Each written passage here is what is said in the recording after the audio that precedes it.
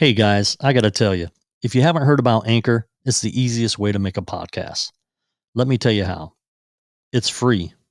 There's creation tools that allow you to record and edit your podcast right from your phone or your computer. Not only that, but Anchor will distribute your podcast for you so it can be heard on Spotify, Apple Podcasts, and many other sites. You can make money from your podcast with no minimum listenership. It's everything you need to make a podcast all in one place. Download the free Anchor app or go to anchor.fm to get started. That's ANCHOR.fm.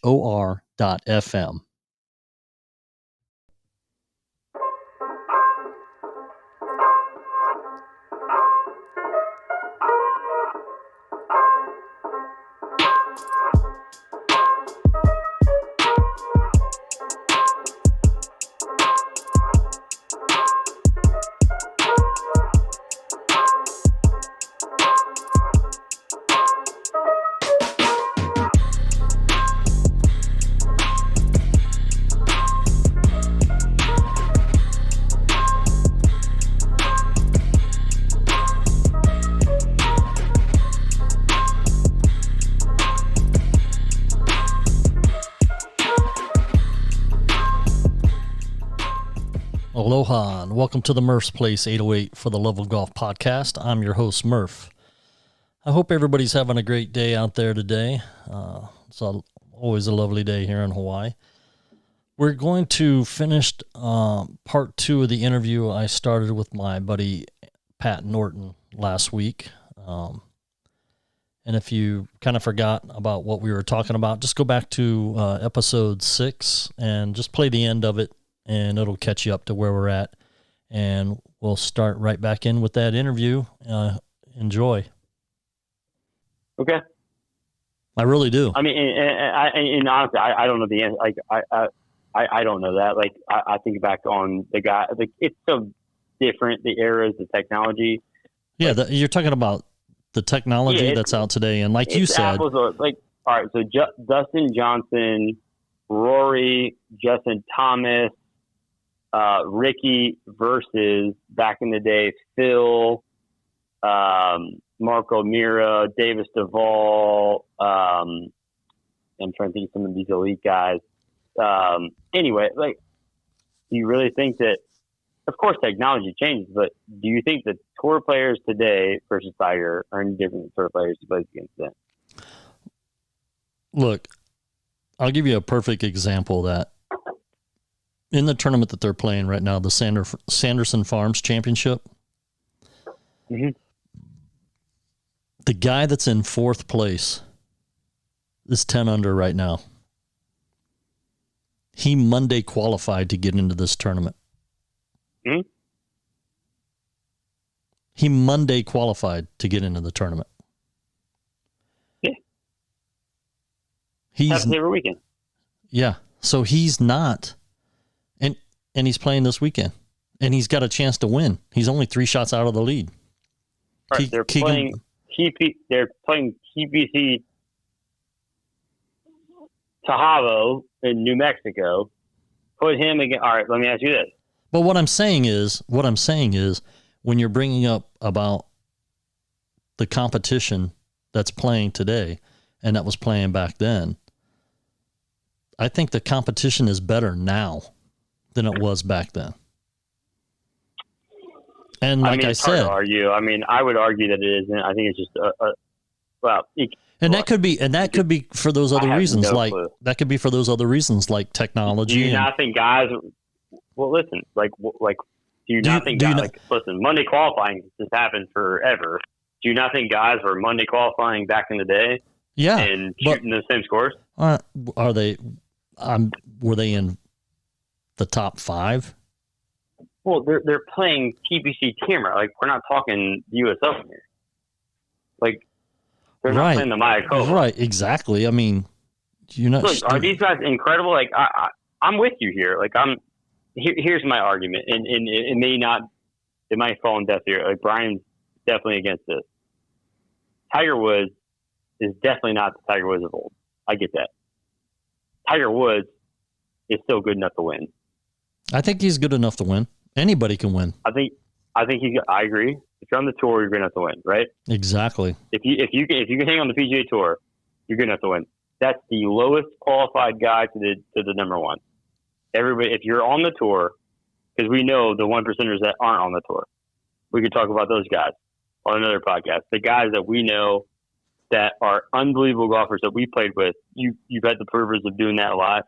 You played with a lot of the golfers that would never sniff the tour, and they're some of the best golfers you've ever played with. Oh yeah. But Tiger Woods not only good enough to win on the tour.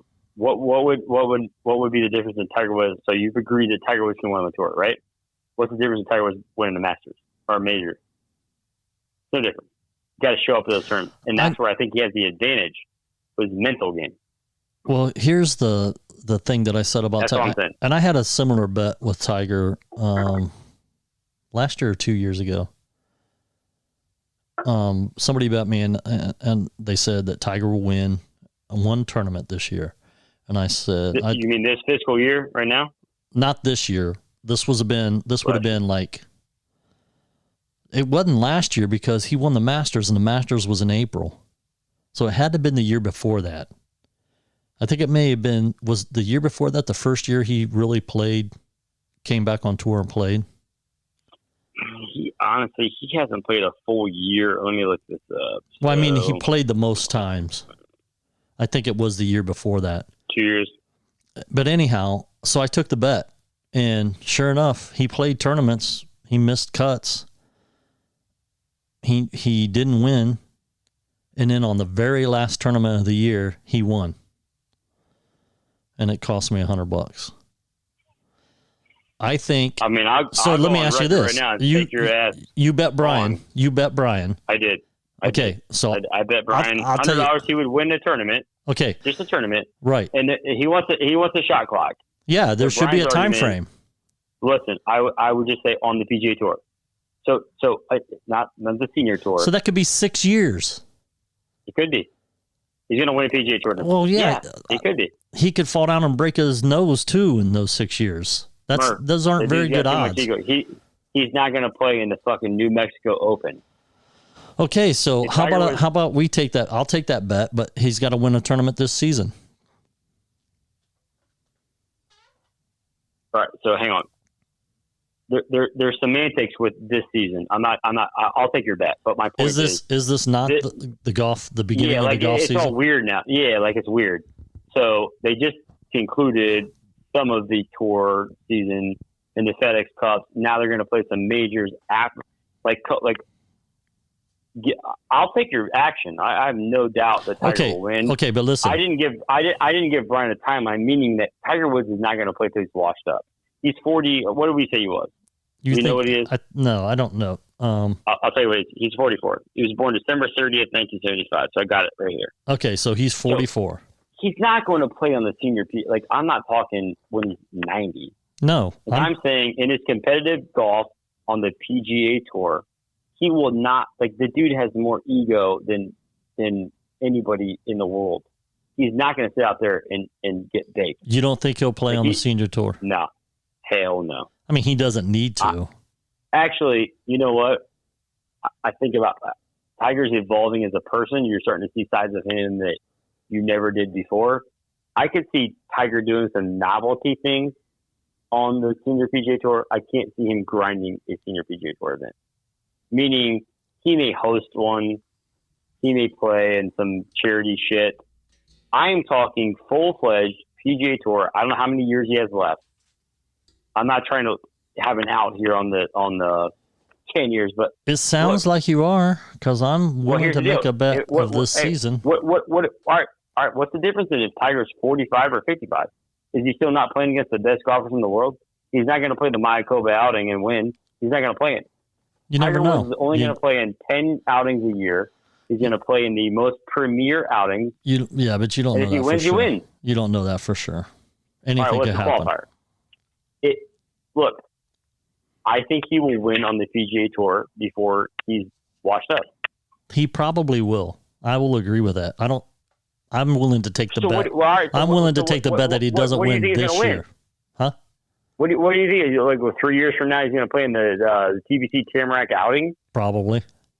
No, he wouldn't play in it. Anyhow, let's get off of Tiger. Let's get off of Tiger and back on you. All right. Sorry. That's all right. That's all right. We might have to take a pause and then start another podcast here. No, we don't have to. I got a lot of action for you. So I got a lot of conversation for you. So, just since we were talking about the PGA, just a quick rundown. So everybody knows Keegan Bradley is leading the tournament at 13 under. Well, there's a name you have not heard in a long time. I love that guy. Yeah. Well, he had those some quirky things that he used to do. Remember somebody complaining about him spitting all the time or something? Dude, he has Tourette's. Like he I thought Sergio was bad for a time, and he was. Like Keegan Bradley is like a schizophrenic over his ball. Yeah. Like how he gets in rhythm. Like who's my man? Wolf. The Matt Wolf, the guy that kind of cocks his knee. Right. Which is he's got that little hitch when he starts off. Yeah, like Furyk used to have the most unorthodox thing. They're like, "Hey, Jim Furyk, watch this." Yeah. But all right, so full circle here. Like Matt Wolf, obviously, clearly, that little tick he does gets him in rhythm. Right. Keegan Bradley, it's like the dude did speed right before he swings every golf club. He won a major within 3 years of a tour card. Yeah. And you have not heard anything about he him. hasn't been. Yeah, he's been quiet. And he was a President's Cup guy, a Ryder Cup guy. 7 years, probably. You haven't heard him. Anyway, so it's good to hear him at the leaderboard. Yeah, yeah. And then rounding out the top five, you got JT Poston and Charlie Hoffman tied for second. And then I like Charlie Hoffman too. Yeah, I like Charlie too. And then MJ Dafu, which is Dafu, the guy that Monday qualified at 10 under, and Denny McCarthy at 9 under. And rounding out the top 1,000, Brian Contini to the tee box. Brian Contini. I wish he would have joined us on the podcast tonight. But anyhow, he's got his beauty sleep. So back to you, though. I want to talk some more about you. Sure. What is one good well, let me back up because I had a thought in my head when you were talking about it. Would you agree that the golf game is at least, if not more, 95% mental and 5% physical? Yeah, I mean, like I said, I made the comment earlier, the most important person on a lot of these guys, tour guys, teams are their sports psychologists. And that's where I like to think I'm competitive. How many times have you been? So I'm a guy that doesn't keep score typically. Like I don't play in tournaments like you do. So if I'm out there hamming it up with Brian or you, I don't keep score, but I always kind of know where I'm at. Right. And as much as you mentally want to say you don't keep score, there's no doubt about like if you're going to break your round record or if you're playing well, it's hard to get out of your own head. Golf is such a hard sport because it's so incredibly difficult physically just to begin with, right? Just take the physical part of that. And we're talking that might be the 5%. The 95% is the hardest part of golf, which is what probably drives us insane. It's probably why these guys on tour, granted, their 5% physical is 100% versus ours. But if that made any sense, it's that's why golf, you love it and you hate it. Yeah, I mean, when I say such a mental game. Yeah, that's what I'm saying. I'm not saying that you can't, like the physical part of it is nothing. It is. We can all hit a golf ball, right? We can all hit a golf ball. Yeah, you can hit a golf ball 300 yards. Right, but you have to do that repeatedly and consistently. Yeah. Can you hit a golf ball 300 yards with a 10-yard fairway every day out and in, and you're going to hit a green that's glass? Like golf is incredibly mental, which is why I'm fascinated by it. I think you're tapping into the reason that I try not to be too competitive. because competition to me, I get too mental. I think about it too much. So yeah, and you might be tapping into something here. And do you find, at least I do, I find that I play my best golf when I'm not even thinking about golf. Give me a radio. Give me a cooler of beer. Actually, I don't even need to have beer. Give me a radio. Give me 4 guys that don't care. I'll play the best golf of my life. Like and you guys could all play better than I am. Like it's almost like golf is muscle memory. Clearly for the pros and even for us, like, you know, I would consider us better than average, right? Yeah, because I mean, your average muscle memory. Yeah, your average golfer shoots 100. Yeah, like so we're a little bit ahead. So of we're that, better than average. Yeah. Yeah.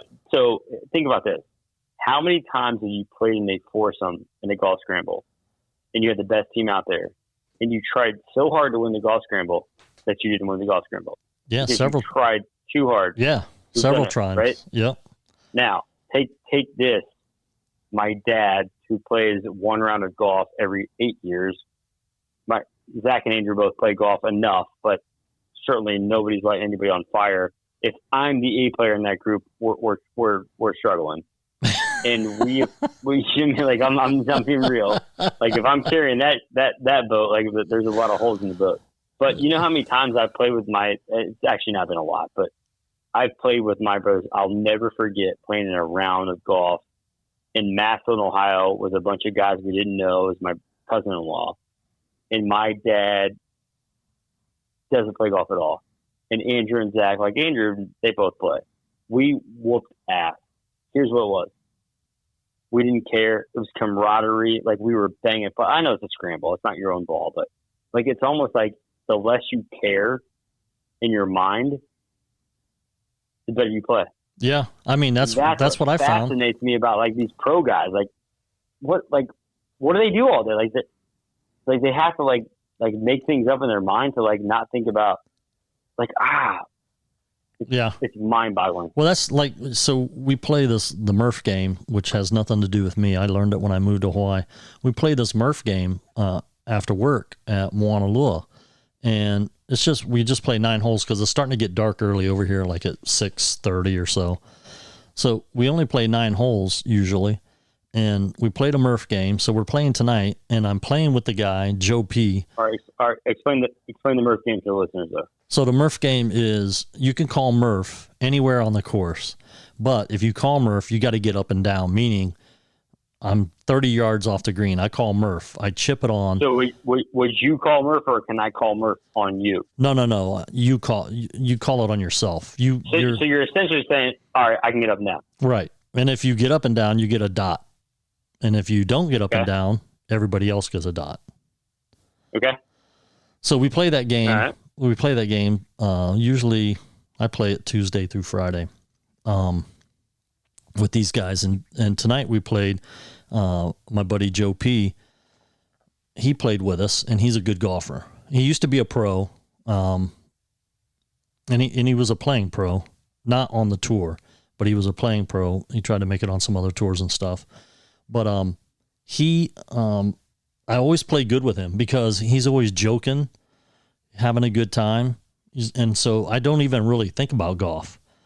So we're playing tonight, and I'm making some good Murphs, getting some 1-putts. We play a little 5-card or we play a little poker game. If you make a 1-putt, you get 2 cards. And so whoever has the best poker hand at the end of the 9 holes wins. It sounds like bowling league. Yeah. So we're playing tonight, and the next thing you know, I'm 4 under. I eagled the first hole. And did you? All right, so stop there. So you're playing nonchalant. You're having fun with the guys. Did you know you were 4 under in your mind? I mean, you knew you had a few birdies out there. But yeah, I had an eagle and I had a couple birdies, so I knew I had those, but I wasn't really thinking. But you're not consciously thinking of oh my gosh, I'm 4 under on 9. Yeah. So right. The side games kind of take you away from the reality of if it's just you and that golf course. Yeah, I wasn't even thinking like Because there's been times when I've played. That's what the pros have to do, right? That's what I'm saying. That's what I'm saying. Because there's these side mind sucks. Yeah, there's these times that I'm like 4 under, and I go, okay, all right, I got to make par. I got to par out to finish 4 under. And when I do that, that's when I mess up. I've never been 4 under. Huh? There are times I'm 4 over. I'm like, God damn, I got to break 40. Are we at Tamarack, guys, or are we at Muirfield? Tamarack. All right, shit. Give me a 9. Give me a 9 on that one.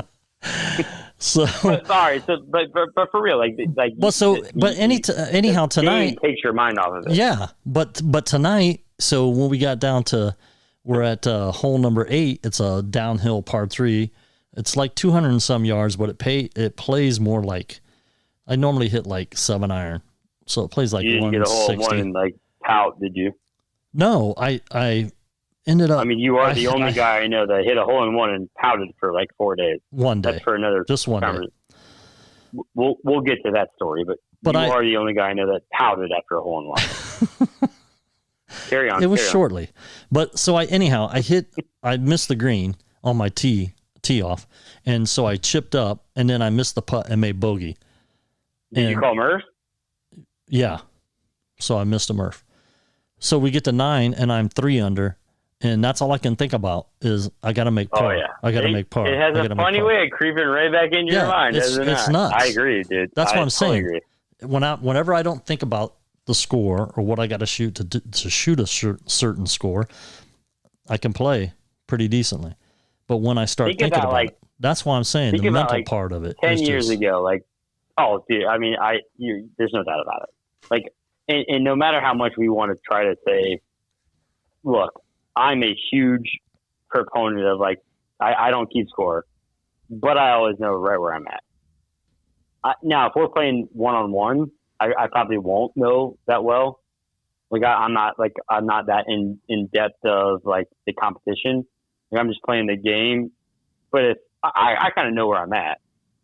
There's no doubt that's what fascinates me about the pros, but it also that's why I love a radio. I love 4 guys. I like playing with guys that aren't good at golf. So you can beat them? No, has nothing to do with that. I actually feel this is gonna sound silly. So Brian and I play with 2 guys pretty regularly. They are terrible. The greatest guys you will ever play golf with. The nicest guys. Their radios are cranking. We're crushing beers. The nicest dudes ever. It doesn't matter about beating them. They just love the game, and I'm just out there playing. Like that's my point. Like it's like you don't even consider it. Like this is you get some filler. One of the guys came up to me after one of our rounds. He goes, "Dude, you're the greatest golfer I've ever played with," and I was like, "Holy shit! Have you not played with anybody else?" Like you guys, holy moly! Like that's your barometer. It was flattering, but I guess my point is like they're out, like we're out there playing Wolf, like we're all playing together. It's a team kind of mentality. Like there's a ton of camaraderie. The music's full and the beers are going. Like that's when I'll probably play my best round, and I won't think about it until I'm on about 16, and then it'll come there.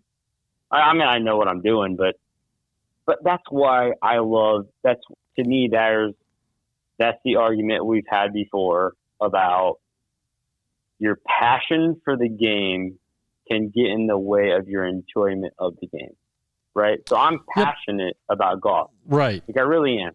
Like I told you earlier, like it took me a little bit to get to fall back in love with it, but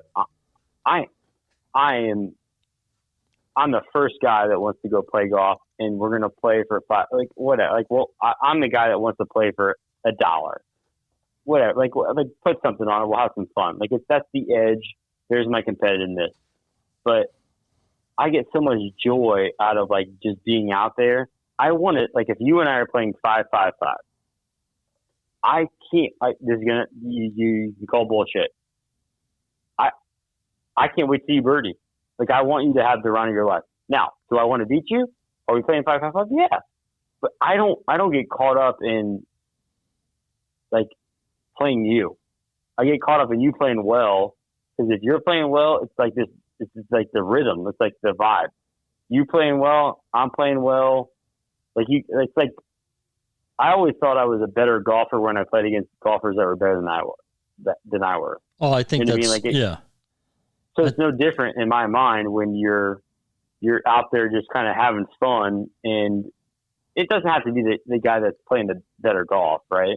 You got to, like, there are times that Brian and I played these two guys, and I might be the low guy, but I'm not gravitating towards these guys playing well. I'm gravitating towards like the rhythm of the round, like just having fun, high fiving, complimenting, just, you know what I mean? Like, yeah, shit. Yeah, because I'm the same way. I never wish bad on anybody that I'm playing. Even the times that I've played tournaments in match play, when we get to match play, I don't want the guy that I'm playing to play bad, because if he's playing bad, if he's not playing his best golf, in my mind, I played a guy that wasn't even playing very good. So where does that put me at? You know what I'm saying? So here's a different thought. I totally get you. So here's a different thought process. And if Phil Trueblood, if you're listening, so I'll speak on behalf of Phil Trueblood. Phil Trueblood, of course, incredible, one of the best golfers out of Lima. Oh yeah, without doubt. You know, resume speaks for itself. Phil Trueblood thinks the opposite way. So Phil Trueblood and you, or Phil Trueblood and I, are playing the last round in the city tournament, and we're boys. Actually, let's just put this. Let's say you and I are playing, and I'm Phil Trueblood. Our friendship, like we would ham it up the whole time. Right. Phil Trueblood won't talk to you. I won't talk to you. Meaning, that's his competitive advantage. Like, Phil Trueblood won't give a putt in match play. Right. Well, now, he won college golf. Could have probably danced with some tour shit, like, but that's his edge. Like, to him, I love it. It's razor thin. He has a different game than we do. In my lack of competitive, like, this is what gets him going, though. If he's playing his dad, if he's playing his brother-in-law, if he's playing his best friend, he's not talking to them the entire round, and he's not giving putts. It's a mind fuck. Yeah, but see, I wouldn't take exception to that, because that's his game. That's what he does. I agree, but you and I kind of gravitate the other way. Like, you and I, energy. Like, yeah, you and I would be tour guys. Yeah, like there are tour guys that are like, yeah, I love playing with this guy because he's just a good dude. Like, you know what I mean? Like the tour is literally a high school. Yeah, it's all the drama that you would think in a high school with guys and girls.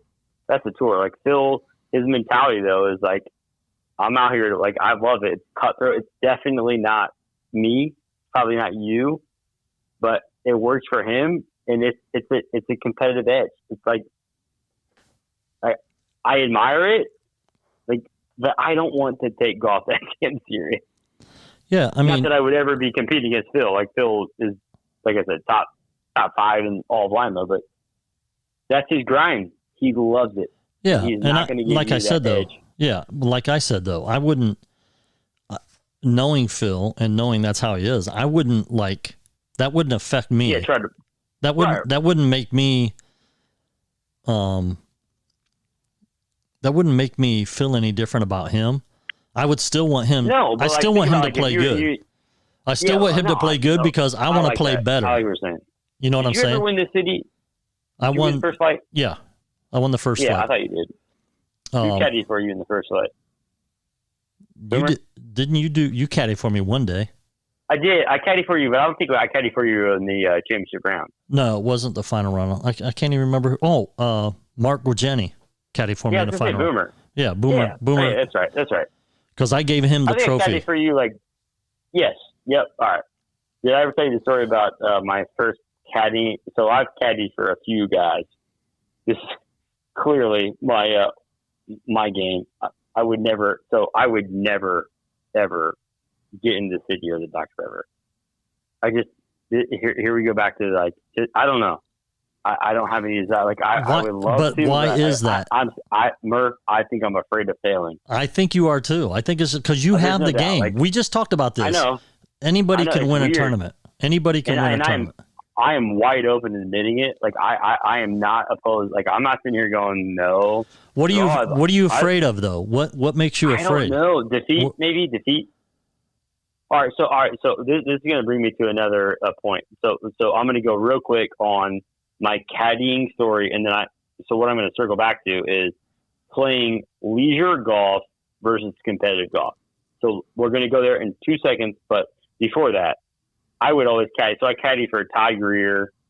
Back in those days, like it was Greer, Wade, John Moyer, Phil Trueblood, of course Burkholder. Those guys were all there.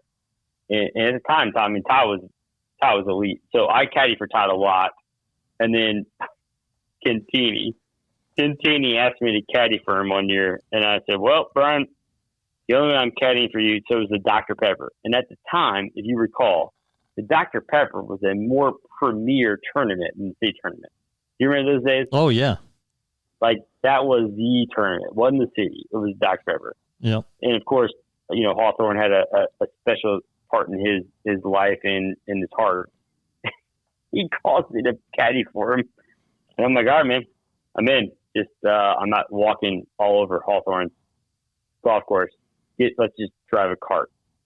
So we were on 2 at Hawthorne, and he's playing. Help me out here, my man from Temple Christian. Oh. Yes, you know exactly who I'm talking about. Yeah, I know who you're talking about. I can't think of his name. I can't either. Great dude, Garver. Yeah, Garver is his last name. Yep. Just a solid dude. And a good golfer. I mean, excellent match. But so we're literally on the freaking second hole. So we're at 2 at Hawthorne.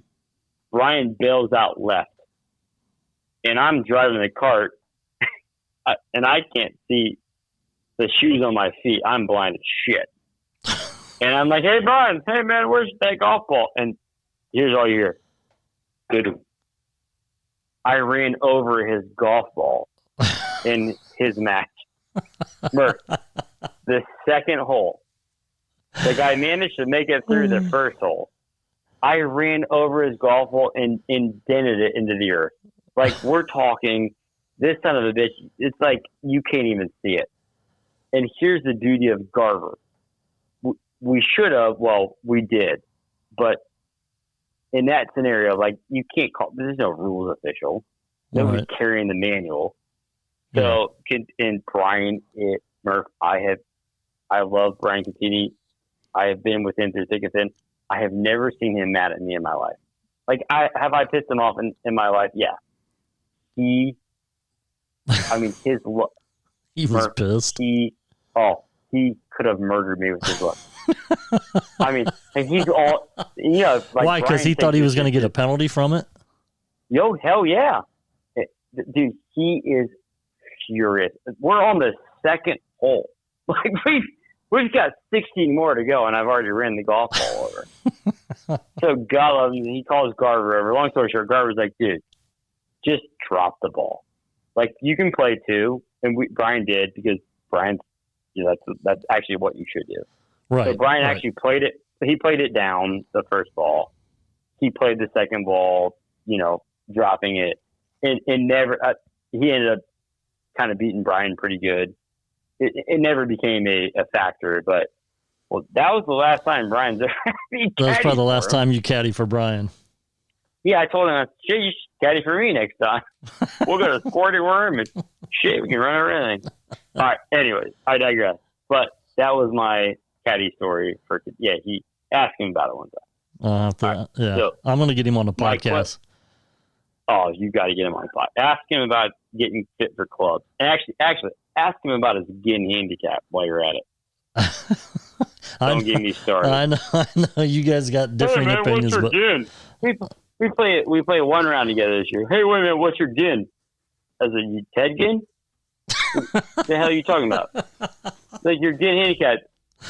I don't have it. My handicap is my wiener. Like, what are you talking? He's so adamant about this. I said, That's how you determine competition. All right.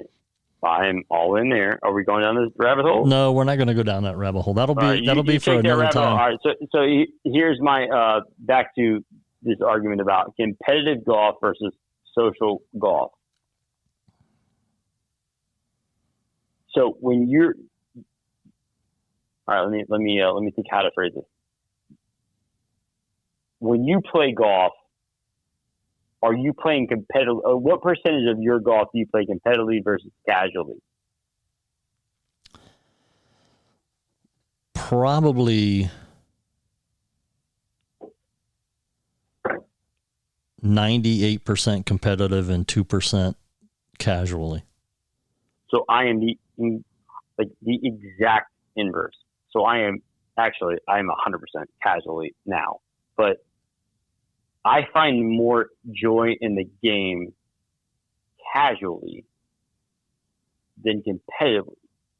You find an incredible, which is fine. There's nothing wrong with that. Because let's say you're just in a different spot. You're in a different place when it comes to playing the game. Some people play it for just that reason, just for the social enjoyment to play casual golf. And then there's other guys like me. I'm never going to be good enough. It doesn't matter. That's not the point. That's not. It doesn't. In your mind, you're not going to be good enough, but you are good enough. No. At the end of the day, what I'm looking at is that scorecard. Okay, let me ask you this. I'm not looking at like I had 8 good shots out there and I left 12 out there. Okay, so I'm looking at that scorecard going, how many did I leave out there? Let me ask you this. And I shot 75. Would you consider Brian? Would you consider Brian a good golfer? Absolutely, no doubt about it. Okay, next question. Have you ever beaten Brian golfing? Every time, baby. Then how are you not good enough? How are you not good enough? Listen, he would kick my ass if he heard that. If we played, I'll give him love here. If Brian Cantini and I played, and I'll just say it with Brian. If Brian and I played 10 times out of 10, I think I can get him overall. Meaning I can win 6 times. Okay, so why would you feel that you aren't good enough? It's not that I'm not good enough. Here's the thing. That's what you said, though. When Brian, all right, well, maybe, it's a mentality. But, so here's the deal. I'm being your sports psychologist right now. All right, yeah, this is kind of wild. Because here's the thing, though.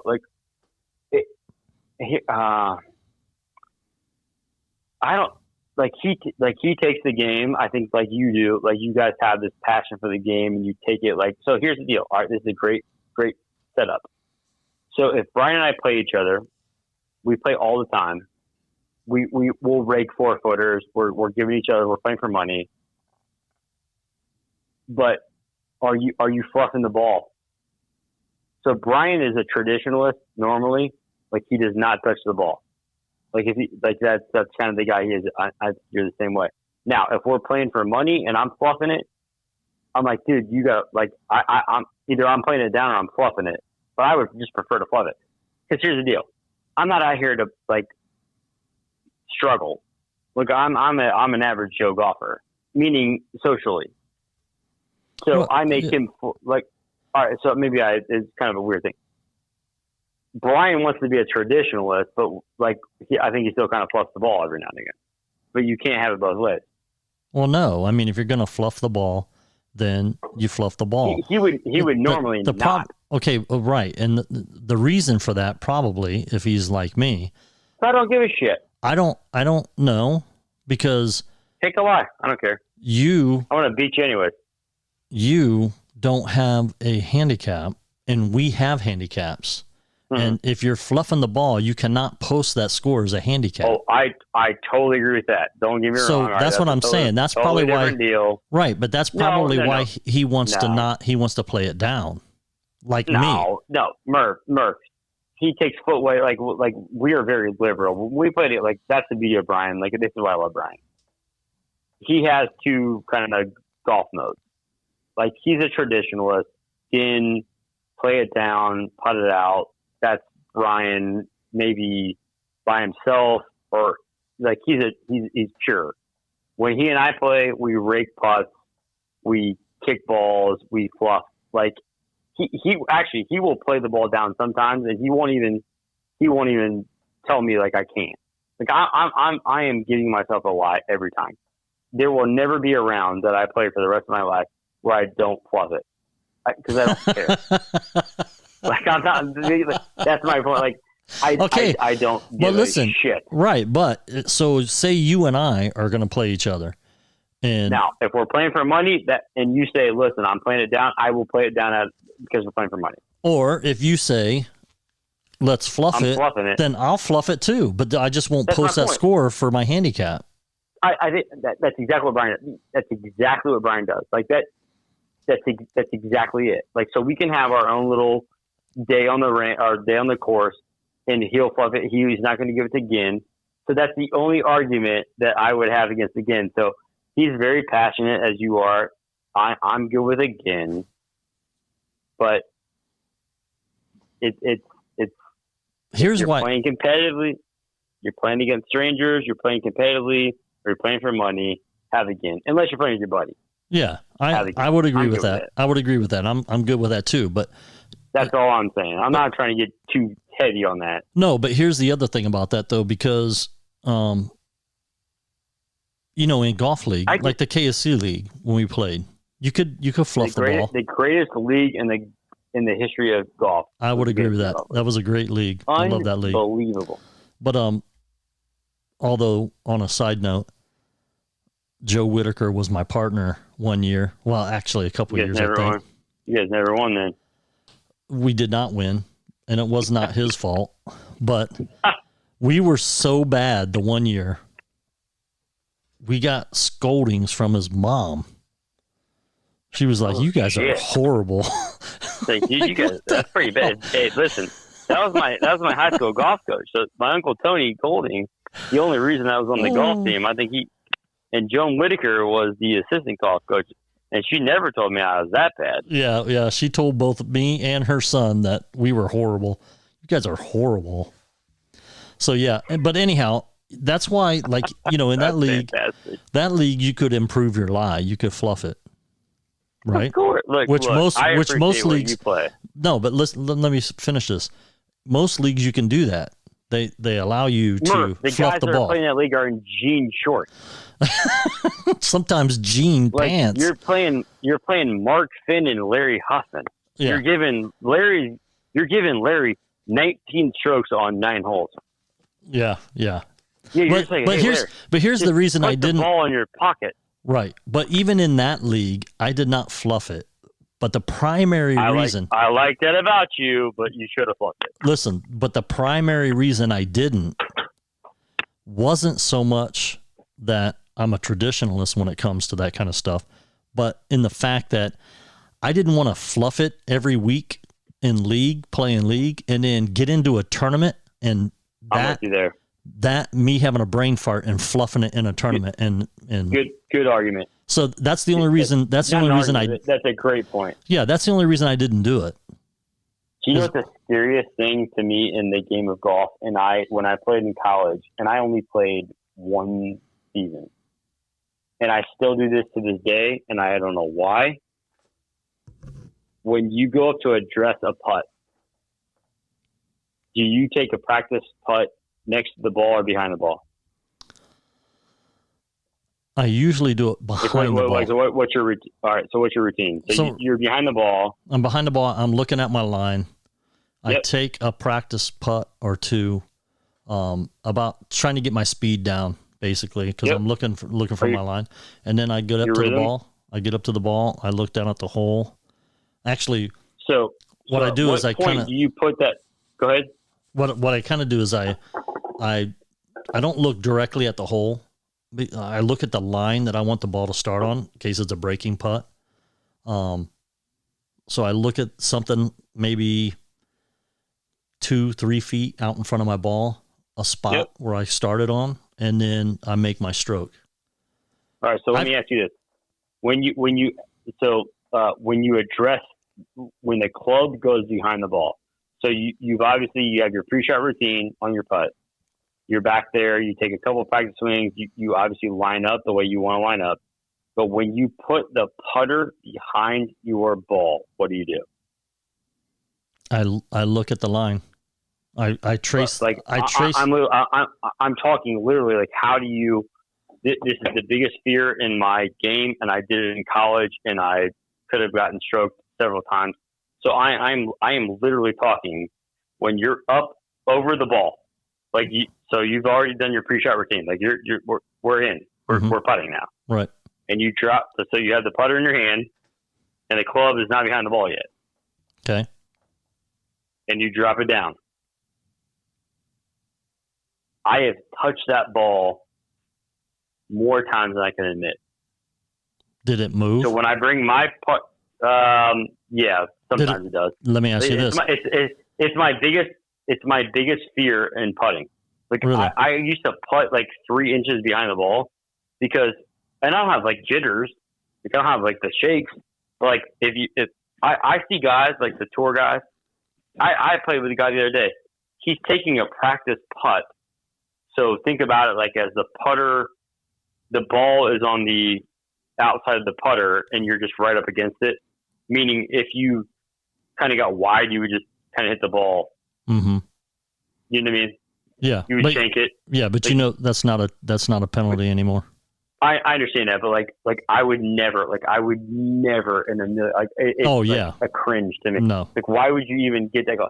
So I'm talking like I don't even take a practice stroke anymore. I literally get up there, but I put that putter blade behind that ball about 3 inches, and then I put the putter blade on the turf and like inch it up to the ball because I'm so Murph. I don't know what I'm not kidding you. This sounds crazy.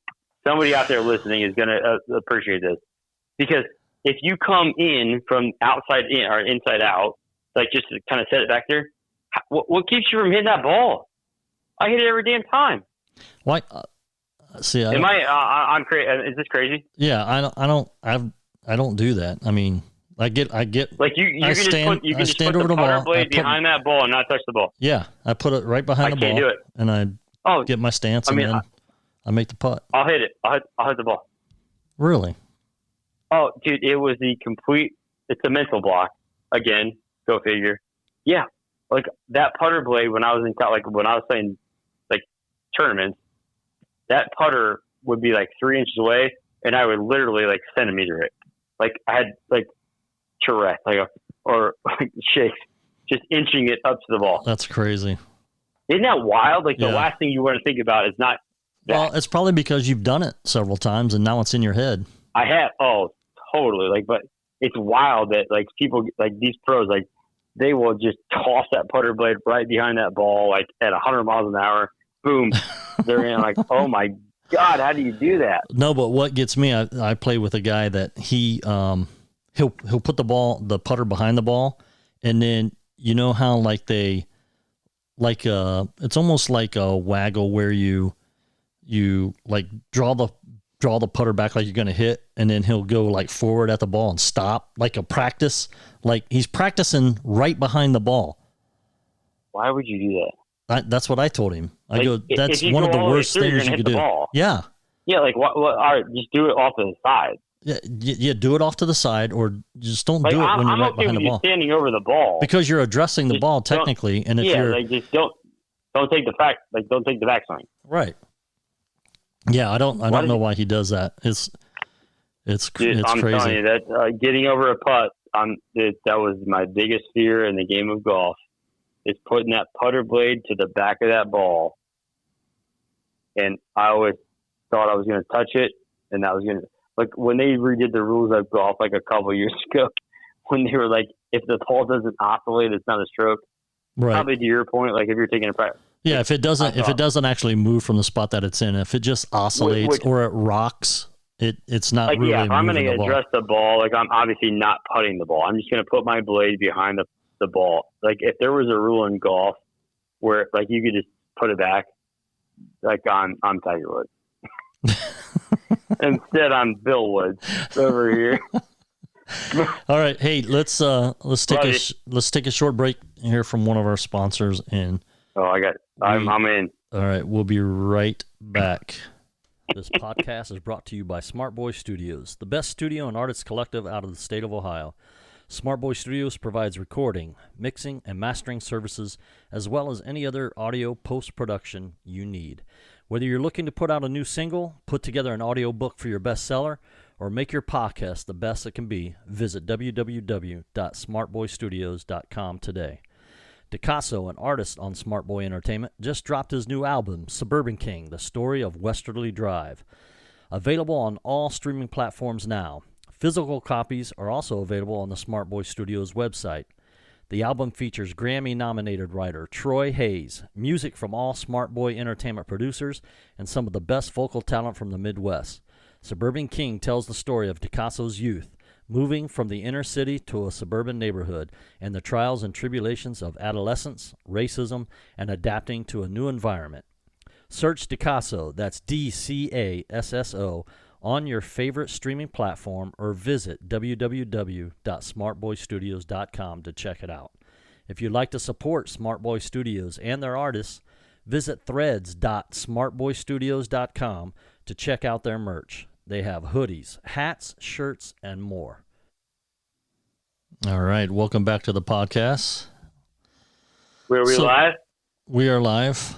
Was that cut on the commercial? Was that you live, or was that you just now, or was that? Yeah, that was me. That was me.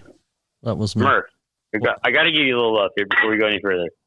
What's up? You may have a little future here. Like, that is pretty damn. Like, I don't know if you know this, but I sold radio advertising. You sounded freaking awesome, man. I thought that was a cut commercial. Really? I thought that was something you did. Yeah, no, like I'm not bullshitting you. Like, that was pretty incredible. Well, thanks. I thought that was literally cut. I'm like, wait, is that really Murph? No, that was me. That was me. That's fantastic, dude. You enjoying this little podcast thing, though? Yeah, I like it. I mean, it all started out of that COVID stuff, not having nothing else to do. So I thought, why not just start a podcast and start talking about golf? It's a game I love. I don't know. You love it? How much do you hate it, though? How much do you hate it? I don't. Actually, how much do you hate the game of golf? Actually, I don't hate it at all. Does it grind you, though?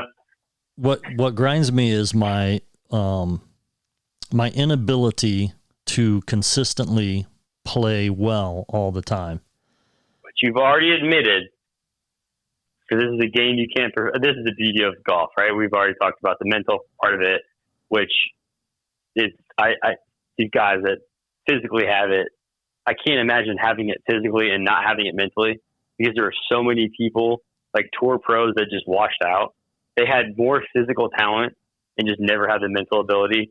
I guess my point to you is, like, this is a perfect example of what you're saying right now. I have a buddy that played on the Nationwide tour. It's the Corn Ferry tour now, but back when it was it was called the Nationwide tour, and he, Alan Zimmerman, and I met him through my buddy Ski here in Hawaii. Ski. Good. Yes, what's that? So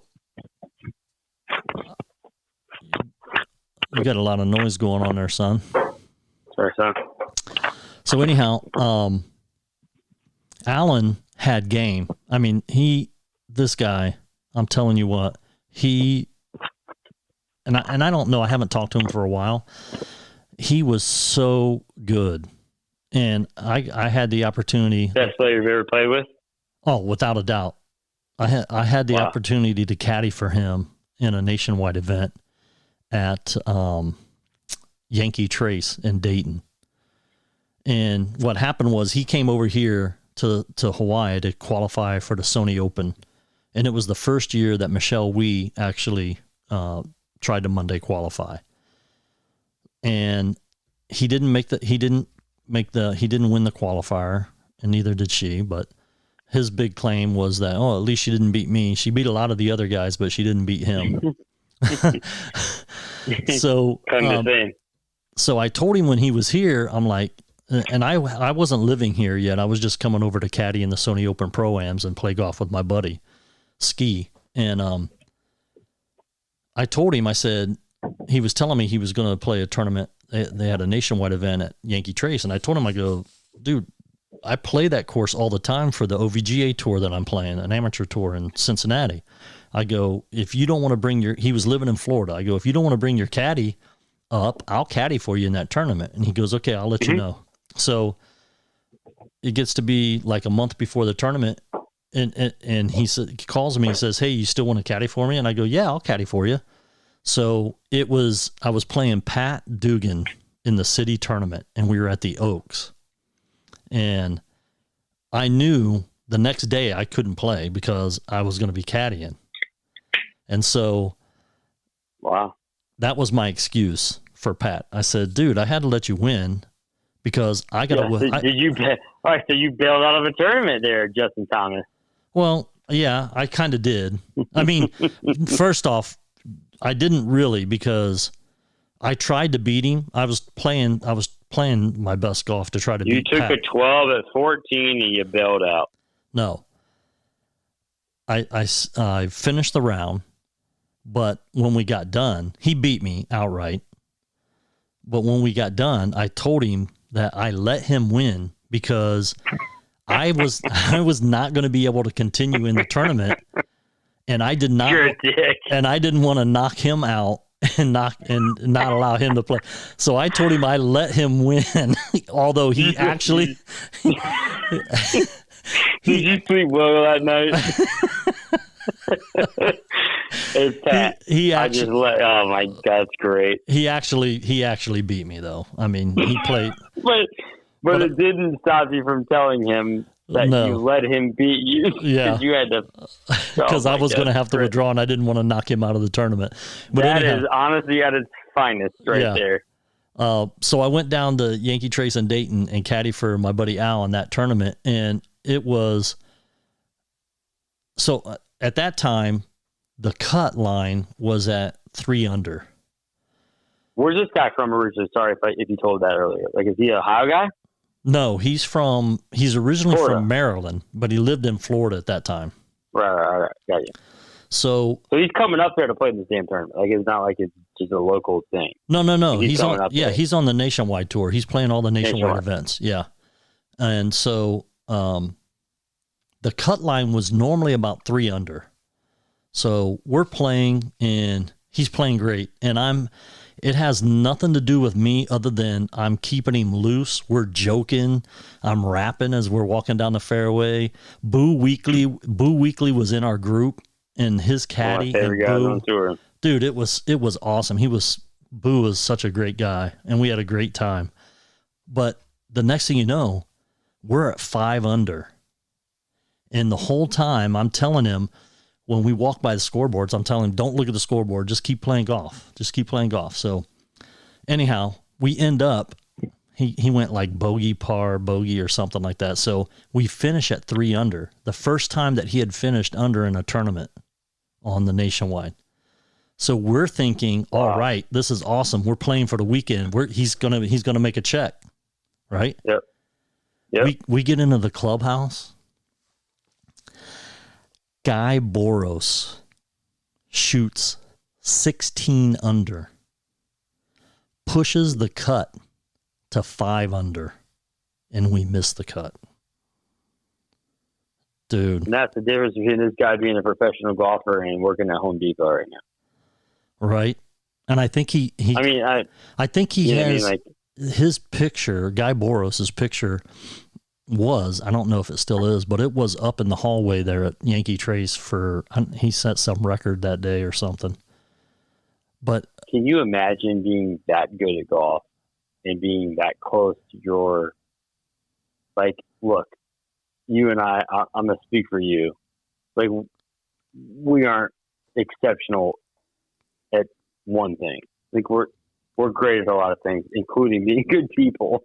But like when you talk, like, you know, think about that in the context of being that close, right? Sniffing it, like you're there. You're there. It's a literal difference in maybe your life, your career. He makes that cut. He makes 50, 20, whatever. It gets him to the next like gets him whatever he needs to play in the next tournament. And he wins it. Like the just, what if? Yeah, just mentally. You know what I mean? He hadn't made a cut all year. This was when was the city tournament? June? Devastated for him. Yeah. Oh, dude, I felt so bad for him. I mean, like that probably happens every weekend on that tour. Yeah. On any tour. I mean, he's got mad game. I'll never forget the story Ski told me about him. He went to Q school, and I can't remember what stage. I want to say stage 2 or 3. Went 4 stages for a long time. They don't do that anymore. But can you imagine that grind? That he was, they were in California playing, and Ski went over to watch him. And after the round, he grabs a Gatorade out of one of the coolers and throws it to Ski and goes, here's what $5,000 buys you. Mentally, physically, he had the game. That guy could play golf, and Ski also brought this up to me but mentally, he couldn't get past it. It was, I mean, he's played great golf. Even after that, he won like the South Florida pro, like the professionals, because he worked at a golf course down there. Yeah, he won that tournament and stuff like that. He had such mad game. What was cool was his wife used to, I don't know if she still does, runs Michael Jordan's tournament over in the Bahamas. Really? Yeah. So that was pretty cool. I mean, but it just goes to show you that mentally, this guy physically, he could play on the tour, but just mentally, he couldn't get past that point. I'll give you I'll go one, which like that story is unbelievable because you actually knew the kid. So like there's this artificial part about we can sit back and look at some of these guys that, I mean, think about, you named them earlier, like Boo Weekley. Like he was on the Ryder Cup and then kind of fell off, still kind of played Nationwide or Korn Ferry, still probably getting a paycheck, professional golfer, made a lot of money. He's probably duck hunting right now in Louisiana, loving life. Right? Like he made it. Yeah. Like, cool. But the guy you're talking about, I'll throw a name out there for you. On the big stage, David Duval. Oh man, we were just talking about him the other day. I mean, this dude was a Tiger Woods type player. Yeah, like when he was on his prime, nobody could touch him. Like right. If David Duval could have kept up how David Duval played when he was in his prime, he would give Tiger every record book, like he would give Murph. It wasn't Phil Mickelson. It wasn't Rory McIlroy. It was David Duval. Like David Duval was the one guy that could have done it, and he did it for a while, and then literally, mentally, fell off the boat. And you kind of wonder about. Then now he's coming back as a commentator. The whole redemption that he is like the Mike Tyson kind of guy, like a Maurice Claret kind of guy. Like then maybe that's a stretch, but yeah, I mean, prime time athlete. Like David Duval was elite. It wasn't a fluke. It wasn't. No, he put it together. Dude, he was the number one golfer at one time. He was the number one golfer by a long shot. Yeah. And the only person that ever could compete with him was Tiger. And Tiger was young, coming up. But when they were prime to prime, it wasn't like you talked about earlier, like Tiger was just so intimidating. David Duval didn't give a shit. David Duval knew he could beat him. And he beat him. Yeah. Do you remember what first? Go ahead. He won one major. David Duval? Yeah. Do you remember which one? Open? Do you remember which one? Yep. Yep. Yeah, that was Open, yeah, the Open Championship. Isn't that crazy to think that David Duval only won one major? It is crazy, but do you That's unbelievable. Actually, I would have, had you not said that, I would have never, I would have thought he won more than one major. Like, honestly, I would have, when you just said that, I'm thinking, wait a minute, just one major. He only won one, like, that's mind-boggling to me. Yeah. That was after. It was after he won that that Open Championship. That's when he started. He fell way down on the money list. And nobody ever really knows. Like, I know he's commentating. Like, nobody really knows what he's talked a little bit about, like mental health. Yeah, well, he had. Nobody really knows what it was. No, he had some back. Yep. He had some back and some shoulder problems, but he also he suffered from vertigo. Remember he talked about that snowboarding because he was a snowboarder too. No, I don't. Yeah, he had vertigo. Oh, I didn't know that. Yep. How do you play golf with vertigo? It's like being on an escalator. Yeah. I mean, a boat. And then I think he didn't play for a long time after that. Matter of fact, I think it was like 2001 or something. And then he tried to come back. I can't remember what year it was. Duval has not won a tournament on the PGA Tour since his Open Championship victory in 2001. 2001, his last worldwide win was the Dunlop Phoenix tournament in November 2001, was 30th birthday. Yeah, and then he shot he was like double digits, big time over par at one tournament. US I can't Open, remember what. 2004 US Open. Yeah, the US Open. Yeah. The US Open. Yeah, but that guy, he had vertigo, and that's what really did him in. I mean, he had some other injuries, but he had vertigo. All right, so back to your point. So you're talking about your guy you talked about earlier, right? Yeah. Like that close to being there. Like clearly that good, right? Then you have a guy like David Duval, like literally, like he could have been something special. I won't say Mike Tyson-esh, but like kind of shits the bed. Yeah. I mean, you never know with this game. You never know. Hey, I'll bring another name up. Okay. Anthony Kim. Oh my gosh, good call. You want to talk about a Tiger Woods guy? Anthony Kim may be more decorated win-wise than David Duval. Like David Duval, I think was. I think Duval won like 10 or 11 or 12 tournaments or something like that. I think Duval was well, I don't think Anthony Kim was ever never on the world. He won a lot of tournaments. Do you think Anthony Kim was one on the world at any time? Number one? No, but he. Yeah. No. I think Duval was a way more decorated golfer in talent. Yeah. Anthony Kim only had like 2 or 3 wins. Did you ever hear the story about why he stopped playing pro golf? It wasn't like a lawsuit. Well, yeah, no, he had an injury. He got an injury, but he had an insurance policy, and captured in the insurance policy. As long as he didn't play golf on the PGA Tour, they would pay him. Now, there's been some question about how much money he actually got. I just saw a thing on this was just on TV the other day. Whatever happened to that dude? I mean, you haven't seen him ever. No. I mean, I guess there was a video of him hitting golf balls at a driving range not too long ago, but he's not playing. He can't, right? No. I mean, well, he can play. He can't play like. Dude, I mean, he won some tournaments too, and he played on Ryder Cups. He played on President's Cup. Yeah. Wow. But he can't play. That's a great name.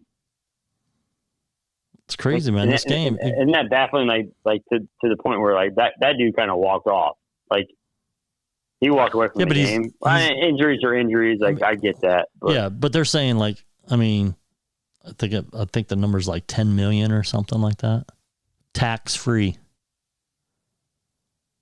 I'm looking up an article right now. It was written this year, May of 2020.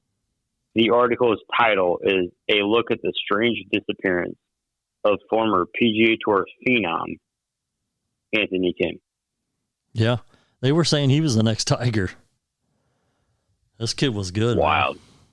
He was good. And then you have guys grinding it out on tour every day on the Corn Ferry. Like, they're probably like, if I could just have an ounce of that dude's talent. Exactly. Article, right. Well, right. So I guess and it was a weird story. Question. The way they were talking about him was that he what they say, his parents moved him near I want to say Riviera, a house near Riviera, and he lived in a house as a 16-year-old. And his by himself? Yeah. Because to work on his golf and to be 16. Your dad was on the beach with jeans. My dad was cranking cigs in the pharmacy. Like, hey, you assholes go to Ray's and bag groceries and Murph. If anybody steals groceries, you arrest them. And if you guys are lucky enough, Tom Holtzberry will let you on Walsh Creek. Yeah. That was our life. So, all right, so here's the question. The question is, at what point of the game you're a very passionate lover of the game? mm-hmm. At what point of the game do you battle with where it becomes love? Hate is not going to be the right word, so I'm not going to say that. But it's the balance of how much you want to be good at the game of golf and the enjoyment of golf. So I'm going to throw you under the bus with your hole-in-one. It's not a really good example, but you were pissed that you were playing bad. Yes. And didn't get to enjoy the hole-in-one, which, like I said, I'm giving you shit. I'm kind of flashing you here. But at what point, that's why I kind of play that card of not caring enough. I do care, but I don't want the game to ever mask the beauty of it. If you know what I mean, like at what point do you take it serious, like your guy? Like, where it's so like it's like a job. It's like but there were several mental part of it. There were several factors that and played this into isn't about your hole-in-one. That was kind of an unfair thing. I was like kind of a swipe at you. Yeah. But I guess just holistically, like you don't have to go there. But I'm saying you love the game competitively. You love the game for all the right reasons. You know that it's a game you can't beat. What's the balance between enjoying the game versus being frustrated when you leave the golf course? I think that you have to balance. Yeah. Well, yeah. You gotta I mean, you gotta have a balance. If you don't have a balance, then one thing, if you're too overly excited about your game and you play crappy, that's not good. And if you're completely pissed off about it, then it's going to cause you not to enjoy your next round because you're going to be thinking about that.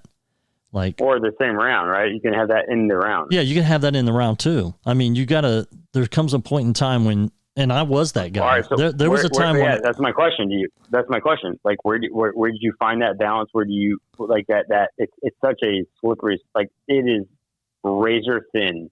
Oh yeah, I mean, like, you know what I mean? Like, there's no right answer here, but you just gotta like you gotta try to not dwell on a bad shot. I mean, it's fine to get mad. That's why I don't pay attention when I play. It's fine. If I'm going to go out there and play with my brother, I don't want him to. There's nothing worse than playing with a guy. Like, look, we all want to go out and play a good round, right? Yeah, like we have the mentality. You double bogey the first hole, and you're going to be a sour ass the entire round, miserable.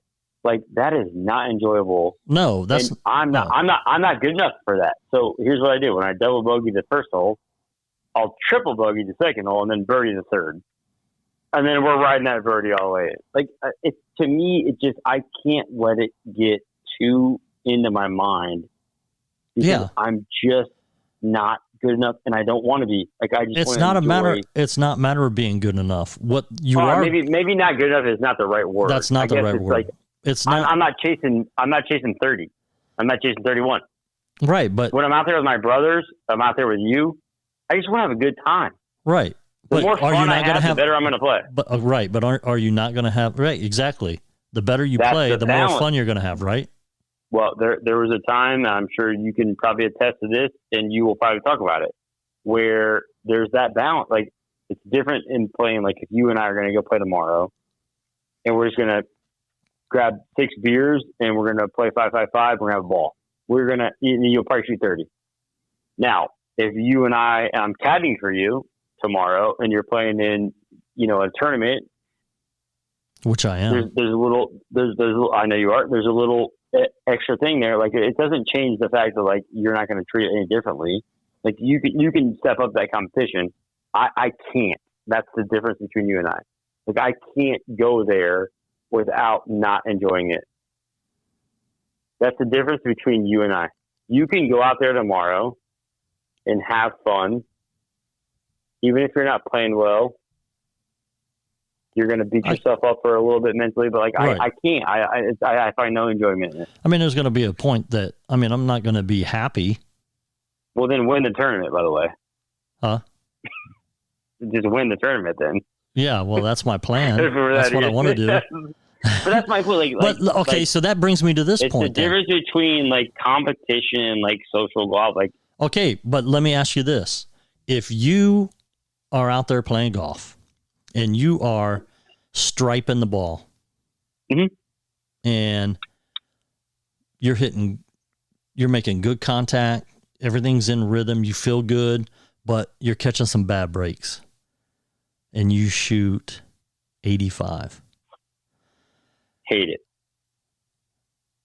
it. Okay, hold on.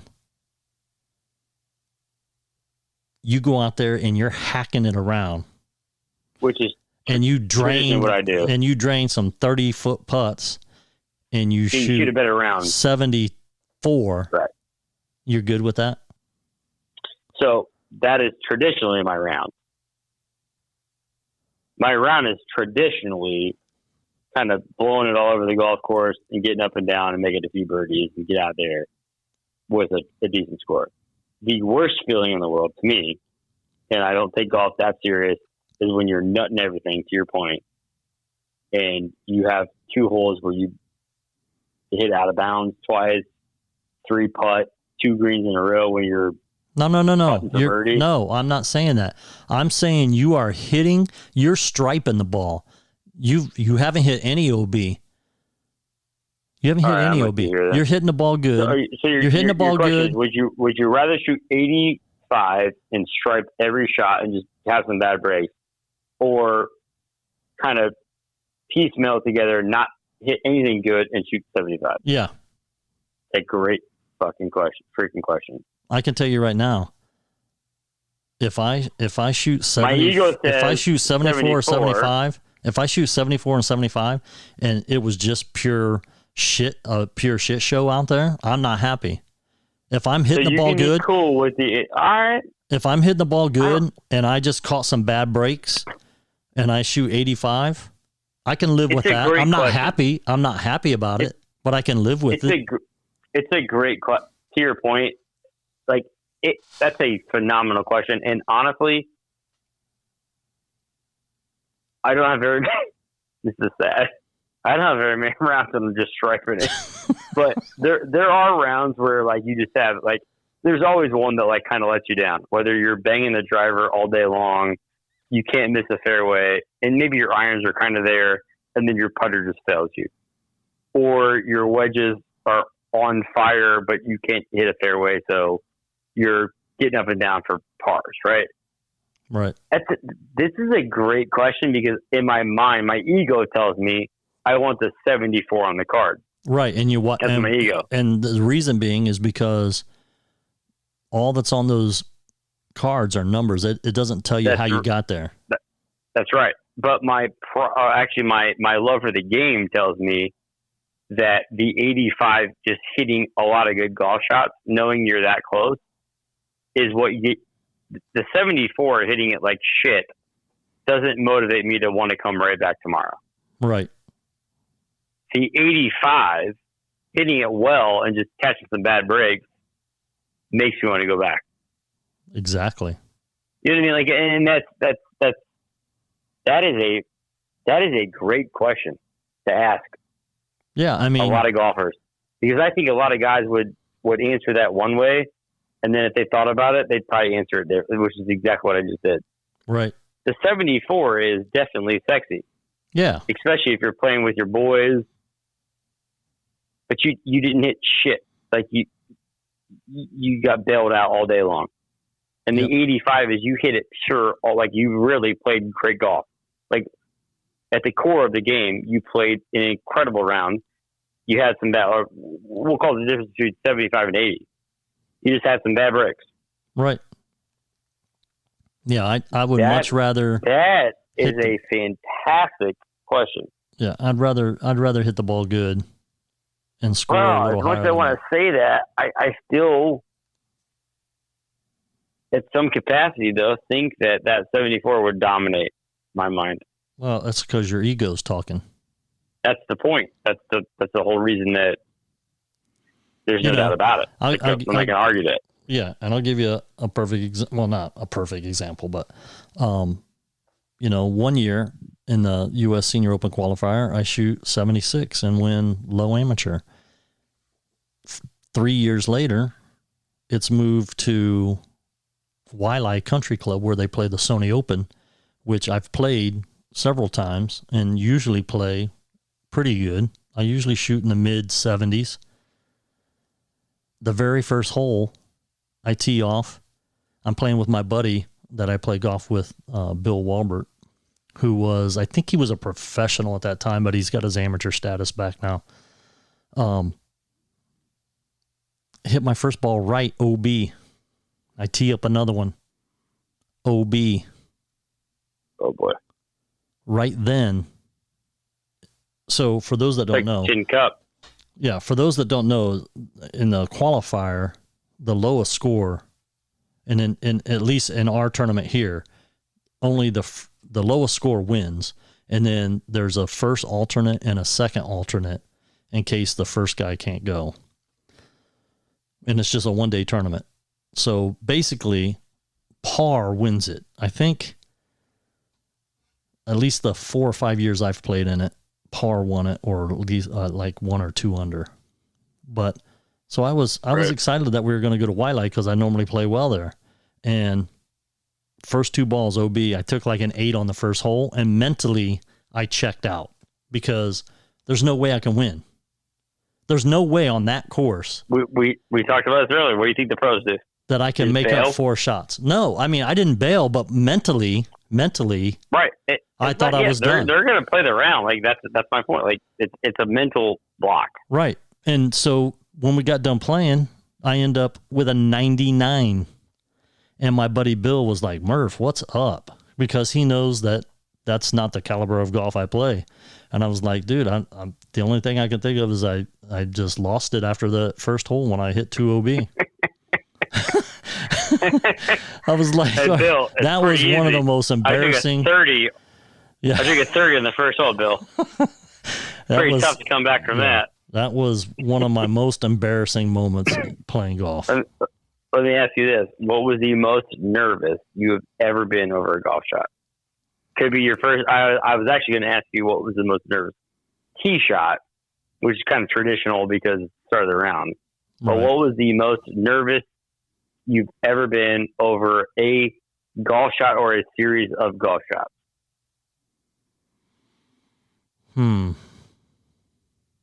That's pressure's on. Like you may shank it. You're just so nervous. Yeah, that's a good question. I really, to be honest, I really don't get too nervous about things. I would love to have that ability. I really don't. I mean, I do not have that ability. Yeah, I can't think of any times that I've actually been. All right. So you legitimately, so this is the difference. I mean, I'm sure. I'm sure. I know that there's times that I've been kind of like, oh shit, I need to make jittery, this putt. Yeah, but I can't think off the top of my head any one certain. Shot or tournament that it was like. I mean, anything. If anybody's watching me, I mean, I might as well just let the club fly. Just launch that son of a bitch 75 yards. Hey, I see whoa. what you're saying. Yeah. No, like, there's been times I get nervous. Yeah, I don't know. I'm just a nervous guy.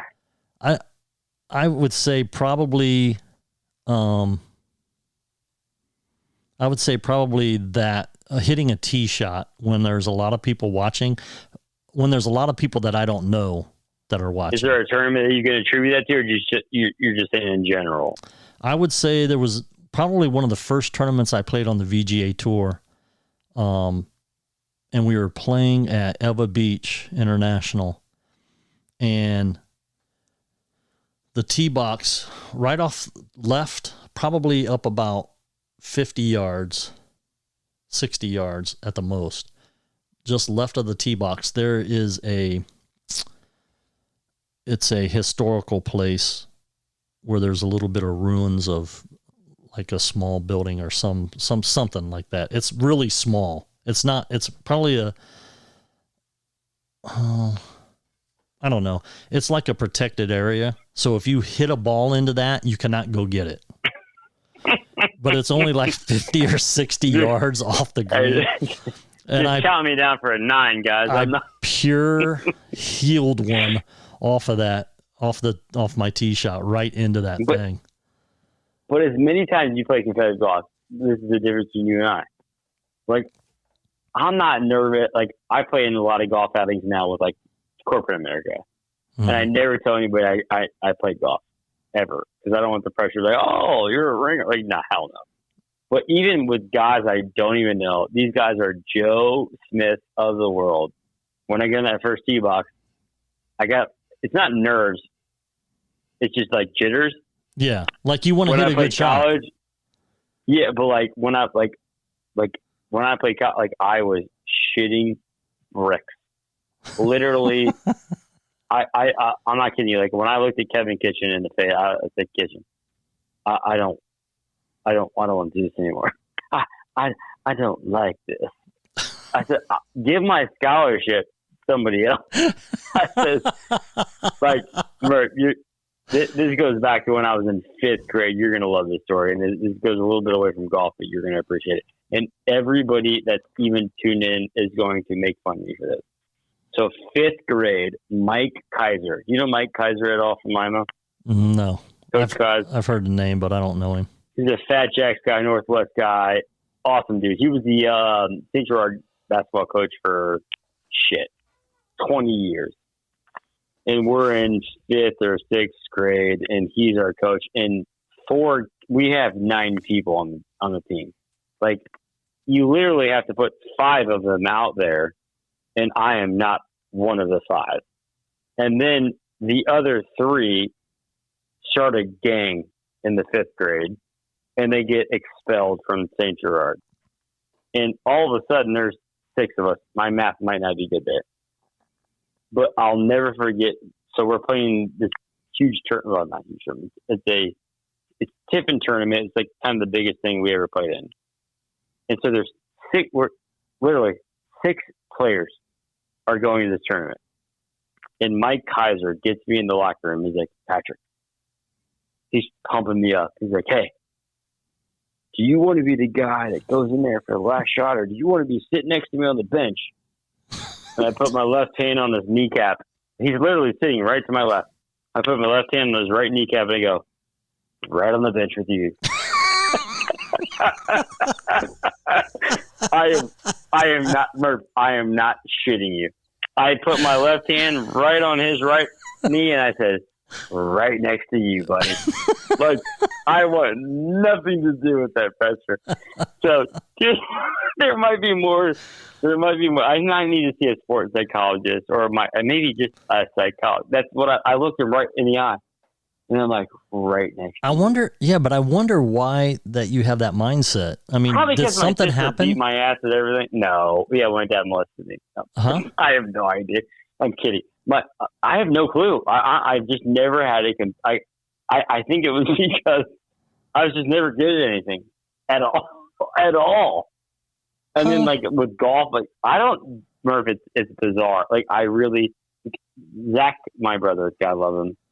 He calls me. I'm going to expose myself. So anybody listening now, is you going to get the full circle. This goes way beyond sports. So my brother Zachary calls me a politician, which to me is very offensive because of the context and how he uses it. And I'm like, what do you like? Like a schmoot? Like no, he goes, you are so non-confrontational. Like if the neighbor comes over to my house tomorrow and like punches me in the face, like you mowed on my side of the lawn, I'm just gonna take that one right to the nose. Like I have no ability. I don't know why. It's competitiveness. It's confrontation. I don't like it. Any of it. Yeah, I just want to be your butt. Yeah, but you are competitive though. I am. Yeah, I am. But not. So great example. My wife is the most competitive person I've ever met. And my wife doesn't play a lot of sports. What she does play is board games. And she comes from a family that plays. I don't know if you guys ever played board games. Did you? Yeah. And Christmas, so we did not. Like our board games were like shooting darts at each other. Their family were very like, let's play board games at family. Like I am not. To this day, they will like you're damn near fighting. They are that competitive, and I'm over here in their corner like picking my nose. They're like, hey, do you want to play this game? I'm like, absolutely not. Are you kidding me? Like, you guys lost 8 family members last time you played this. They are passionate. They are there's nothing wrong with it. They are just so I will not play board games with my wife. Like, if even like one-on-one, you won't play her. Oh, no. I will because I make enough jokes about it that she can kind of like calm down a little bit. But Murph, like she is that like to me, it's not enjoyable. Like I'm thinking to myself, like it's the whole thing of like, do you hate losing more than you like winning? Think about that question. Do you hate losing more than you like winning? There you go. No, think about I don't hate losing more than. Do you dislike, like, will you marinate on the loss more than if you won? A lot of people are that way. Like they could not get over a loss. Like I think that's probably your Michael Jordan. Like they love winning. No, like your Michael Jordan. Yeah, no, they probably thrive on the loss. Like you know what I mean? Like it's a different psychology. And we're talking my wife and board games. Like Murph, she takes this shit so damn serious. And I'm like, look, it's not. I'm like, bingo. She's like, we're playing Uno. I'm like, shit, I don't know. I'm nervous. So does she? She is so does she get mad when she loses? Yes. So she hates losing more than she likes winning? Yes. I think she likes both. But yes, I think she hates losing more than she likes winning. I mean, I don't like. She's not. She doesn't gloat. Yeah. Like if we're playing a board game, there's 10 people. All of them, they're all her family, and I'm in the corner just jerking it. And they play this game. I'm not shitting you. You ever heard the game 31? Like have you ever heard the game 31? No. I'm not going to describe it. No. It's a card game. Yeah. And anybody can play it. If you have one arm, you can play it. And every round, somebody loses, and they're out of the damn game. And this is what they do. Na, na, na, na, na, na, na, na, hey. Every time somebody goes out of the game, they sing that to the loser. And they're like, hey, you want to play a game? I'm like, yeah, no, I don't want to play the game. So my wife is so competitive that there might be more to this story than I care to share. But, oh, yeah. Like, I have no desire. I'm like, can we all just hang out and have a good goddamn time? That's odd because if I remember correctly, you were kind of competitive in ping pong with that table in your basement. Oh, I'll whip your ass. No. If you recall what happened to you when you tried to play me, you weren't even close. I'm not a very good ping pong player. Did you whip me up? Yeah, I whipped all of you up. Listen, there's not many people that I can talk a little mess to. I can talk mess to a lot of people. You might be the one I can't, because not only can you whoop my ass at golf, clearly you can get me at ping pong. And you had a table in your basement. Well, that was a beer basement. That was a beer pong table. No, didn't you have a ping pong table down in your basement? I thought I slept down on your couch down there one night. There was definitely a ping pong table. What? No, yeah, you're right. Yeah, I definitely remember playing you in ping pong. I thought I whooped your ass at ping pong. Negative, Ghost Rider. The one sport we haven't talked about that you were actually incredibly talented at, and I'm not trying to give you any compliments. I don't think you're a good ping pong player. I think I can get your ass on that. If we're going best of 3. I think I got you. Golf, we play it down. It's going to be tough. If we fluff it, I can hang. But the sport I can't run with you on, and the sport you might be best at, bowling. Yeah. Dude, I miss you're bowling. Damn good. I do too. I talked to Damo. God love Damo. Damo and I play phone tag a lot. Are we on the pod? Are we all live here? Yes, nothing's changed. We're still well, nobody wants to hear 2 hours and 8 minutes into it. That might be like 19 podcasts. Not even counting the 30 minutes we did prior to the first break. I'll tell you the Damo story later because you'll love it. But nobody wants to come to a golf podcast to listen to Damon Solomon. No. And he's probably not even going to listen to this anyhow. So. Oh no, he will. He has nothing else going on. Okay, so we're going to wrap this up. But before we do, I want you to tell me your best golf story. Best golf story. Great question. Wow. Could be anything. It could be a funny one. It could be a serious one. It could be. I told you the one earlier about my lowest round. That was a pretty cool one. Going eagle at Cherokee for my first sub 70 round was a pretty cool one. Yeah. Was that your best? Is that your best golf story though?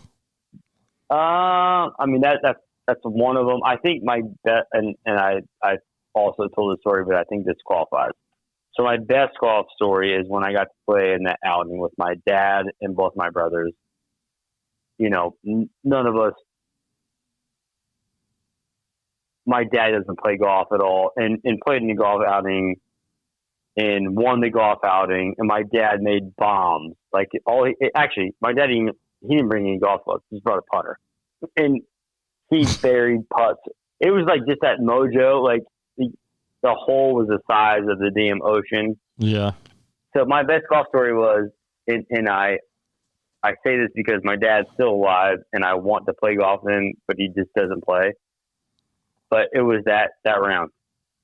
So it was playing with my brothers and my dad in a golf outing where there was a lot of good teams, and we won the damn golf outing, and we didn't even cheat. That's awesome. Normally I would kick a few in, but yeah, it was a pretty cool moment. That would be probably the one that comes to my mind. There's probably a million of them, but yeah, my dad and my brothers. That's awesome. What about, I did one of the podcasts, I talked about shaving some strokes off your game, some different things you could work on. What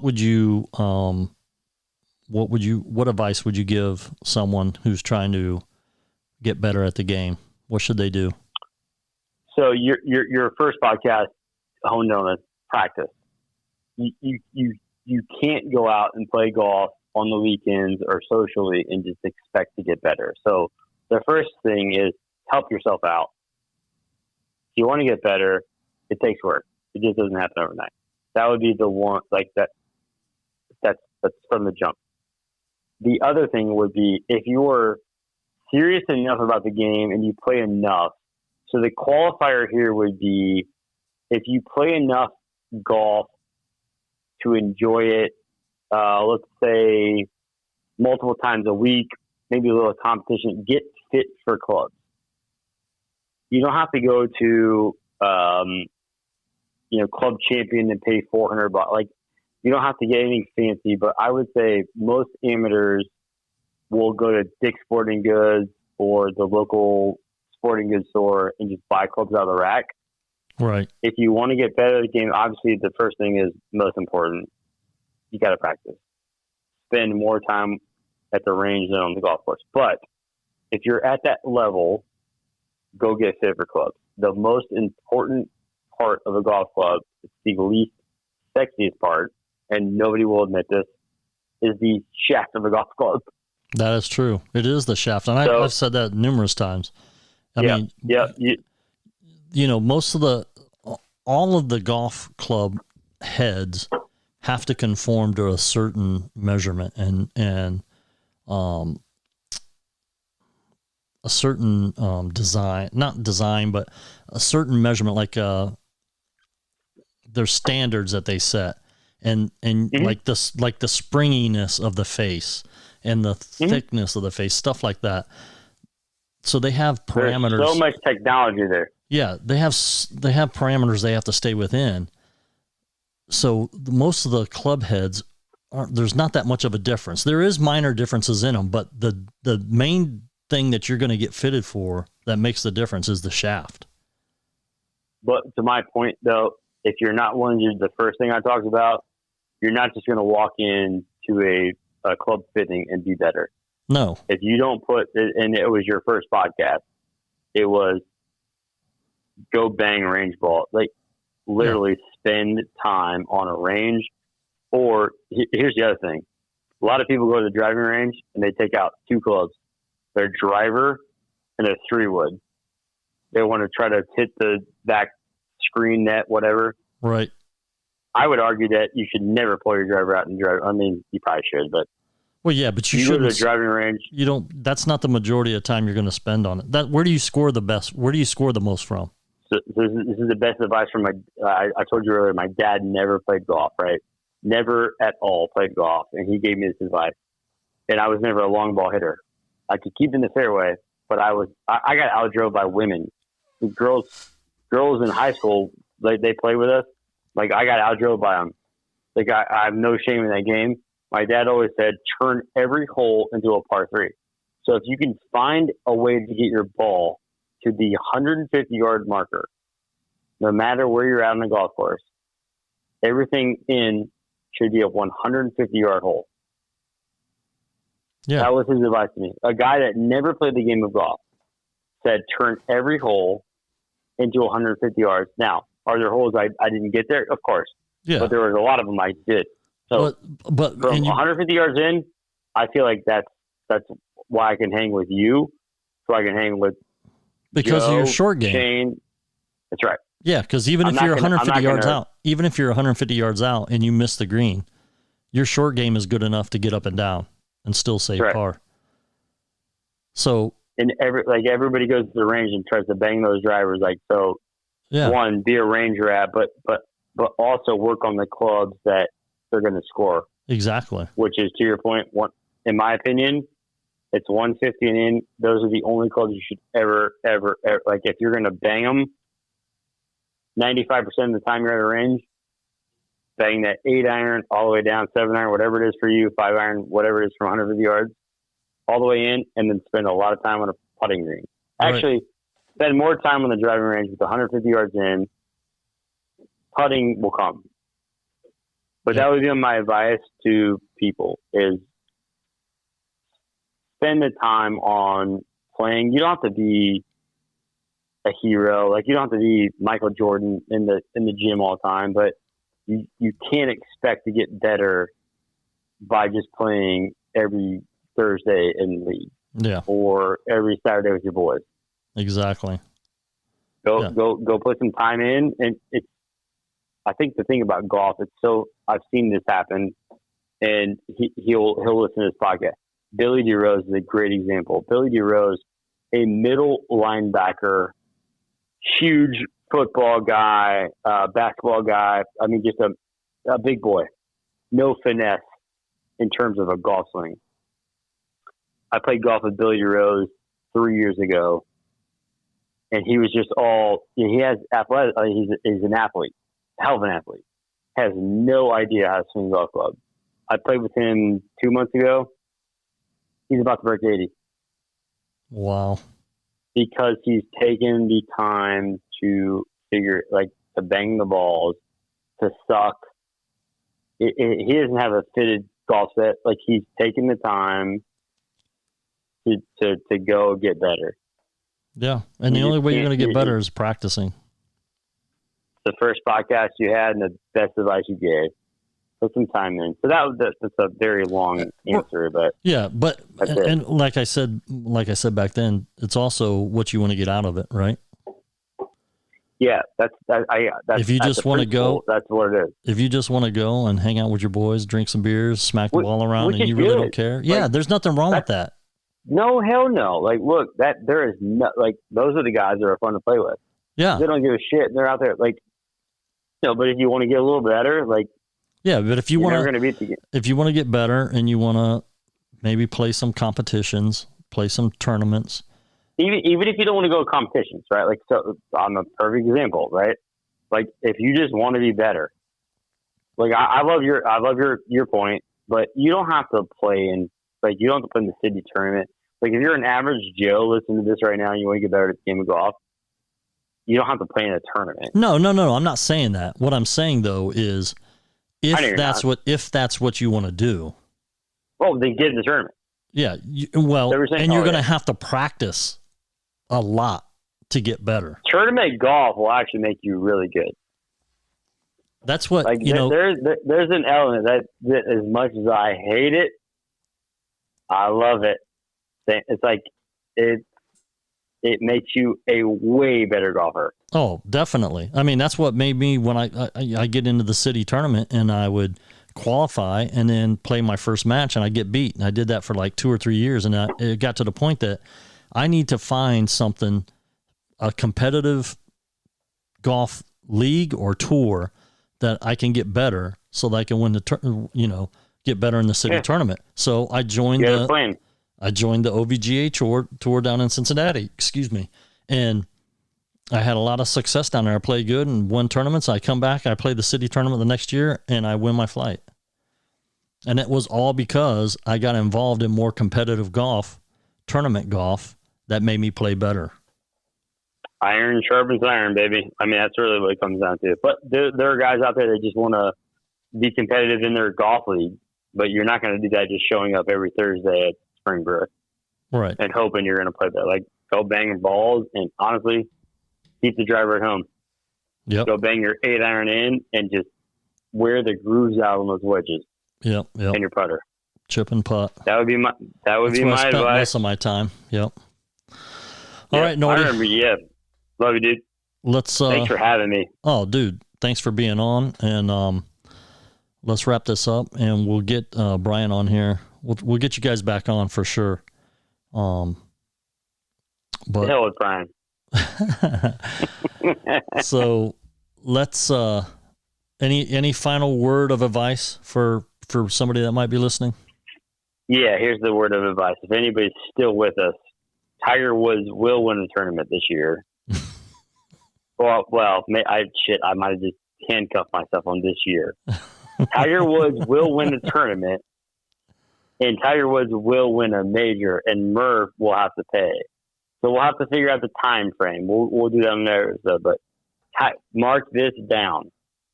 Tiger Woods will win another PGA Tour golf event, and I will go out on a limb and say he will actually win another major. Love you guys. Thanks for having me, Murph. I love you more than you know. That's what I say about Tiger Woods winning a tournament. It's gonna happen. All right. Eat my shorts. All right. Aloha, everybody, and thanks for joining us. We'll see you guys next week on the Murph's Place 808 for the Love of Golf podcast.